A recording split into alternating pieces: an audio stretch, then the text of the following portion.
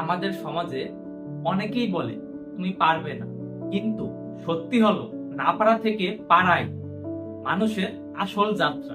সুমন পড়াশোনায় খুব একটা ভালো ছিল না, বন্ধুরা হাসতো, এমনকি শিক্ষকও বলতেন তোমায় দিয়ে কিছু হবে না। কিন্তু একদিন তার মা বললেন, বাবা মনে রেখো, ব্যর্থতা মানে শেষ নয়, ব্যর্থতা হলো শেখার সুযোগ। মায়ের কথা সুমনের মনে গেঁথে গেল।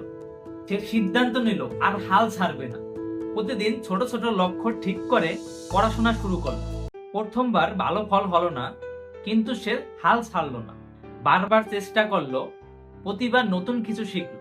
অবশেষে একদিন সুমন দারুণ ভালো ফল করলো। যাকে এক সময় সবাই ব্যর্থ বলতো, সবার গর্ব হয়ে উঠলো সেই সুমন। আপনারা মনে রাখবেন, ব্যর্থতা হলো সাফল্যের প্রথম ধাপ। চেষ্টা করলে অসম্ভব সম্ভব হয়।